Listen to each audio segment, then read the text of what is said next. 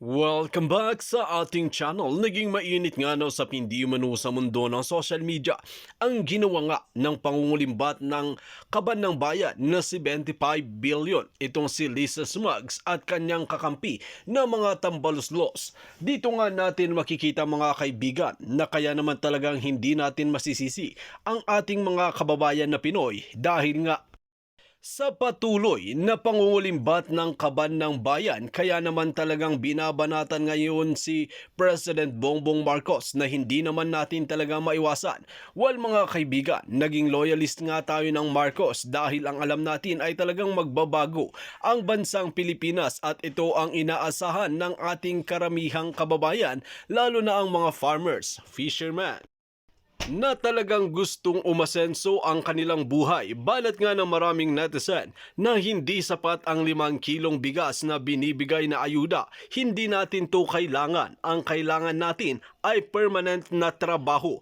Kaya naman sana magdagdag pa ng mga trabaho at pangkabuhayan na lang ang ating administrasyon ngayon kaysa binibulsa ang mga bilyon-bilyon na pondo at sinasabing allowances ng mga kongresista, mga tambaluslos na ito ay gamitin sana ito sa taong bayan at magpatayo na lamang ng pangkabuhayan para sa ating mga kababayan.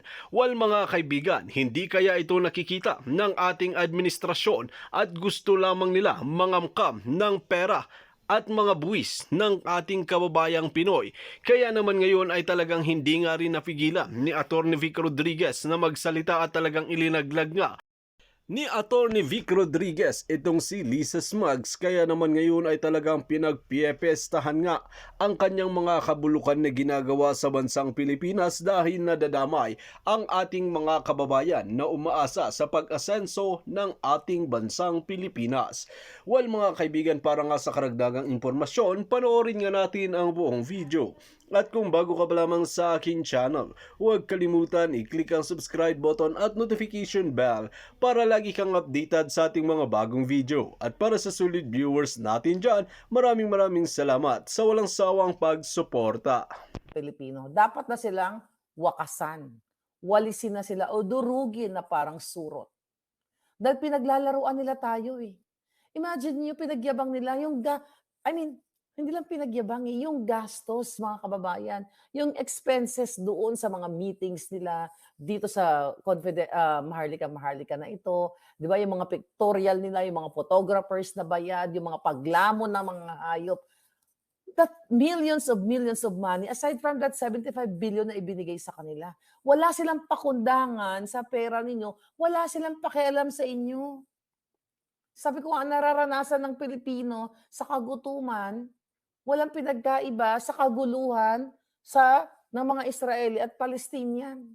Giyera ang nangyayari sa Pilipinas, giyera ng gutom. Papayag na lang ba kayo na gagugaguhin kayo, na gagamitin nila sa sona nila, gagamitin nila sa speech nila na ganito, ganyan? Sure na makikinabang ang taong bayan dito. We are confident na at year-end, sabi ni Kuting at ni Joke, no, na makikinabang ang Pilipino dito sa Maharlika Investment Fund, sa ating, ano sabi niya, ito ay makakakontribute sa ating National Development Fund through infrastructure, chu-chu-chu-chu. Nasaan na? Eh, di nga na naman. Tas ang sabi pa ni Kuting, "Huwag kayong mag-alala kasi mga independent, people, hindi naman daw gobyerno ang magpapatakbo dito." Ano hindi gobyerno? Eh, ang mga nasa likod mga appointee niya at mga ang anak niya, kahit na sabihin mong siya ang the fact na siya ang nag-author niyan, sabi ko nga sa inyo, it all boils down kay Lisa Ahas Smugs, ang behind the scene nito. Pinlano na nila 'to. Lingid sa ating mga kaalaman ng mga nabudol na na you know, napagplanuhan na nila. Kasi the original Maharlika Investment Fund, if you talk about the Marcos Senior and Imelda Marcos, hindi gagamitin ang pera ng bayan, na vlog ko na 'to sa inyo, ire-recall lang natin. Hindi gagamitin ang pera ng mga taxpayers. Sa halip, yung kanilang pera, ang pera ni Marcos Senior, pera ng pamilyang Marcos. Ang sabi diyan, okay, na 10% lang na ang, kukunin ng pamilyang Marcos at kanilang mga extended families at 90% nakalagay yan sa will ni Imelda. Ilang taon na ba si former First Lady? 94?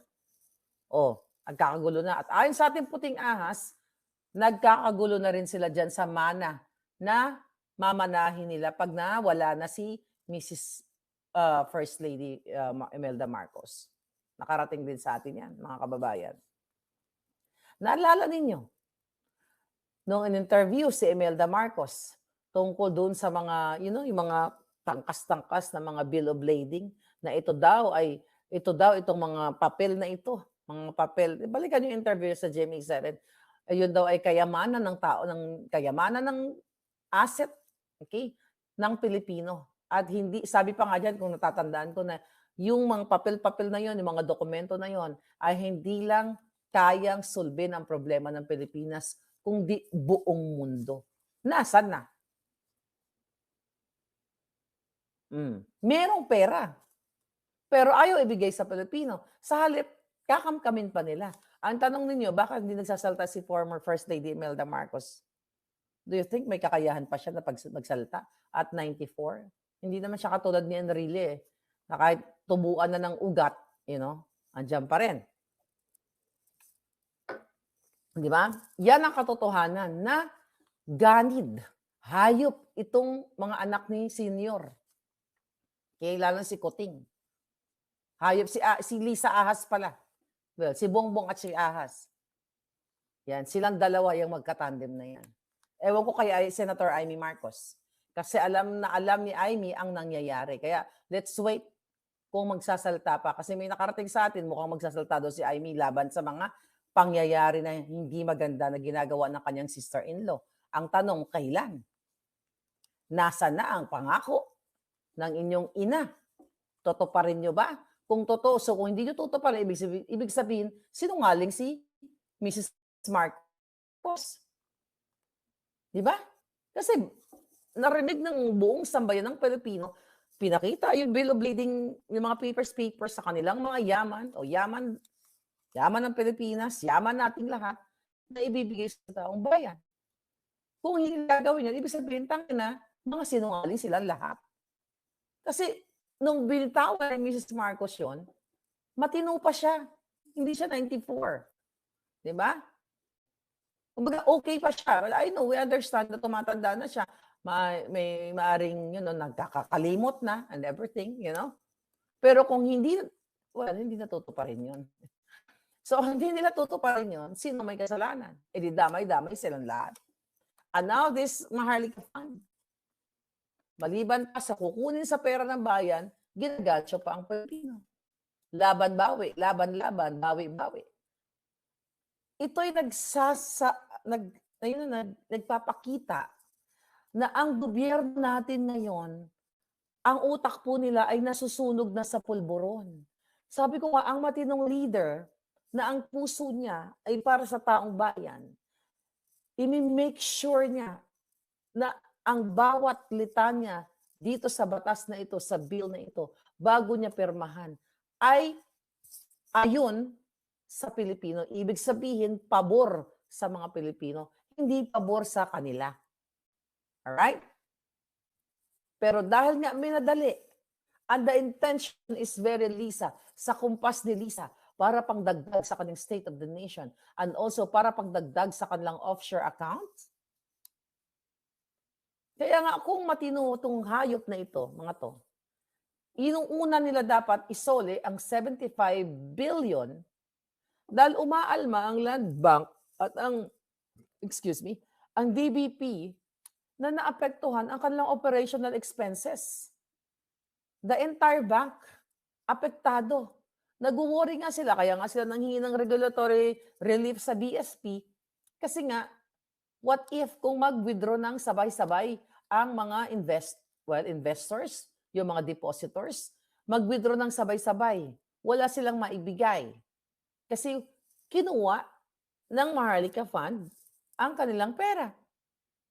Na pinangakuan ng Pilipino na, okay, secure. At the end of the year, kuha tayo ng masisimulan na natin, mag-invest tayo, kikita ang pera. Eh wala namang kasiguruhan sa investment, kahit anong investment. Eh. 'Di ba? May lugi, may talo, 'di ba? May kita din.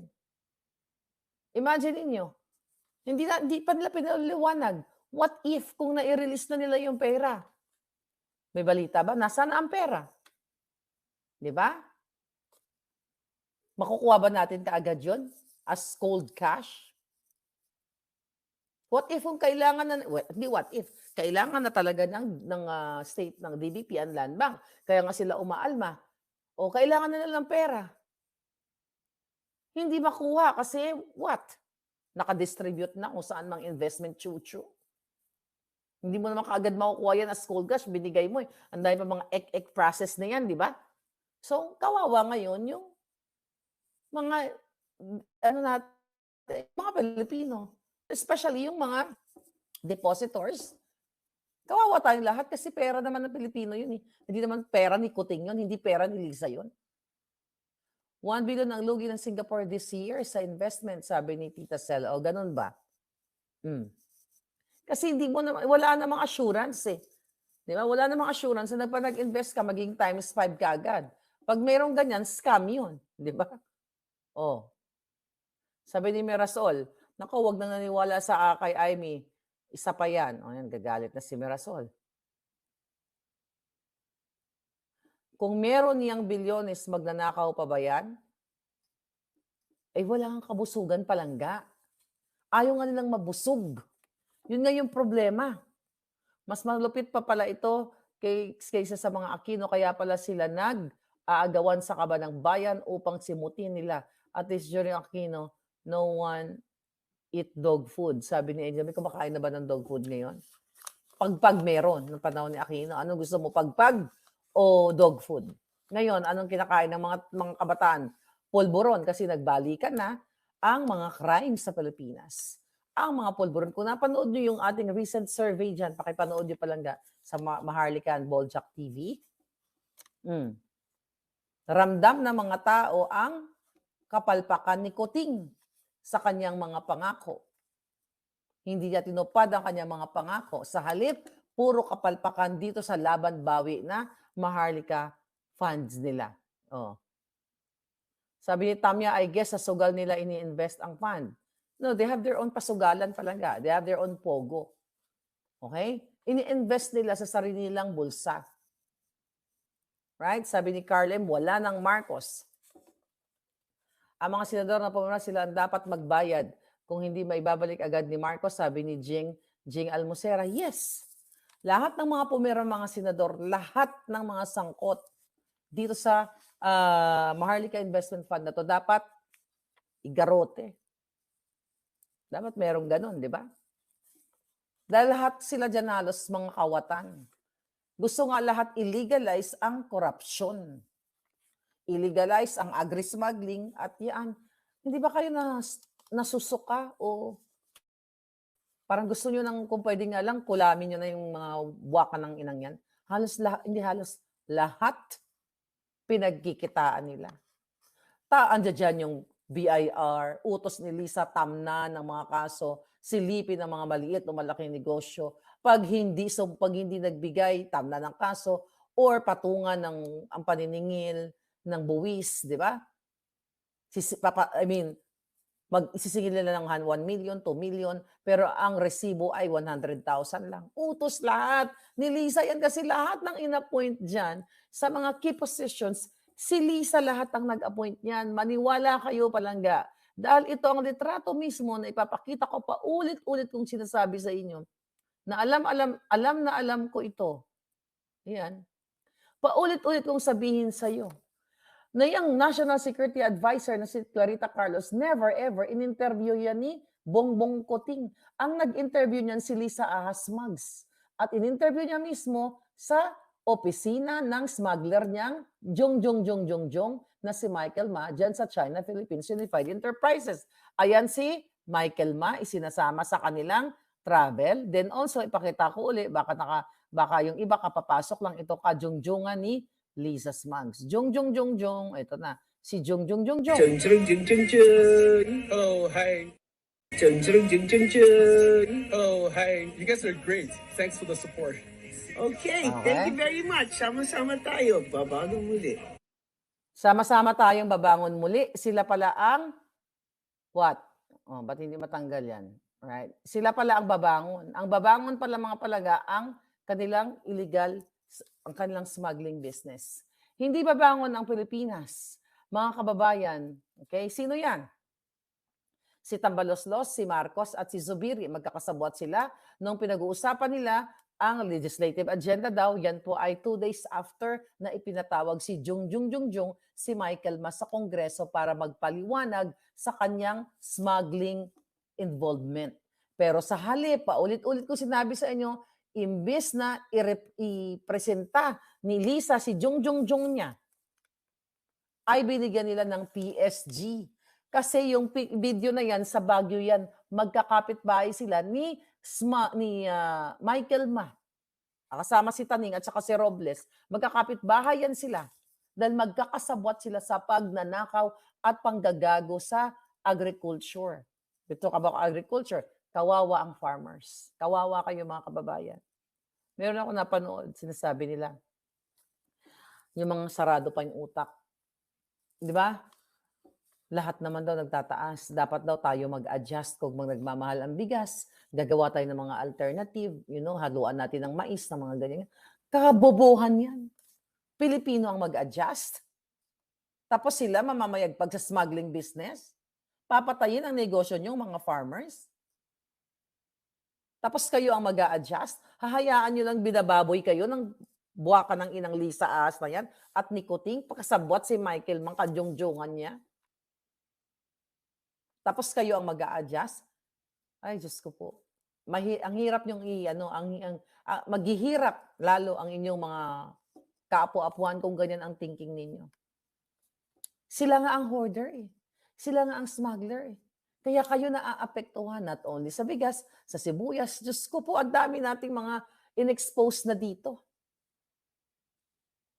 Kung hindi pa kayo sasama sa Speak Up Day, I'm giving you time to think. But ang importante, tuloy-tuloy po ang ating pag-boljak sa mga hinayupak na to. Dahil ginagago na kayo. Harap-harap ang ginagago, mga palangga. Right? Sabi ni Aida, ang chief greedy ay si Lisa.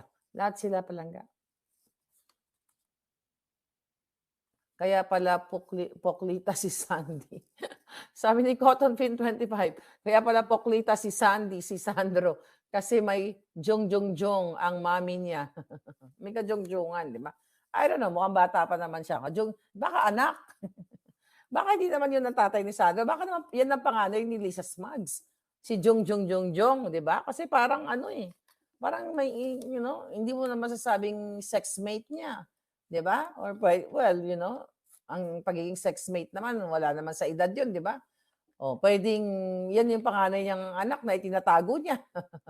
You'll never know, di ba? We can only speculate, mga palangga. Alright? Di na sa ibang bangko, sa ibang bansa ang pera, sabi ni Levy Bonus. Okay? Please, DDS supporters, tulungan si Madam. Marlica, ako resident ng Japan, pero kawawa ang Pilipinas. Kawawa talaga ang Pilipinas, mga kawawa talaga kayo. Ginagago na kayo ng gobyernong ito. Ano to? It's a nagtatawag, nawala na tuloy. Si Farmam Raga, nagtatawag na si PRRD sa mga armed forces pag hindi mag-audit ang COA sa Congress. Na-i-vlog na natin yan. Baka kapatid ni Sandra, baka panganay niya, no? Kasi, ang sabi yata ni Bagong Lipunan, anak. Baka panganay na anak. You'll never know. Sabi ni Solid Maharlika, yes, lubog na ang Pilipinas. Grabe, nakakaiyak ang bigas. Basic lahat, nagmamahal. Wala, kaluluoy talaga kayo parang kawawa ang Pilipinas kung papayagan ninyo ang kuting at ahas. Nasaan na kaya ibang kamag-anak ni Lisa Smugs Malangga? Nasa likod, kumikita din ng pera. Nandyan lang yan. Dito nga natin makikita mga kaibigan na handa ngang itaya ang buhay ni Madam Maharlika para lamang talagang isiwalat ang katotohanan na nangyayari sa loob mismo ng Malacanang. Dahil kung makikita natin mga kaibigan, maraming ang takot na magsiwalat ng katotohanan kung ano nga ba talaga ang kabulukan na nangyayari sa bansang Pilipinas at kung bakit nga ba talaga umatras ang mga investor na foreign country sa bansang Pilipinas dahil alam nila na korap na opisyalis na ang nakaupo sa bansang Pilipinas. Kung kayo ang tatanungin mga kaibigan ano ang inyong mga opinyon, just comment below sa ating comment section at ating pag-uusapan.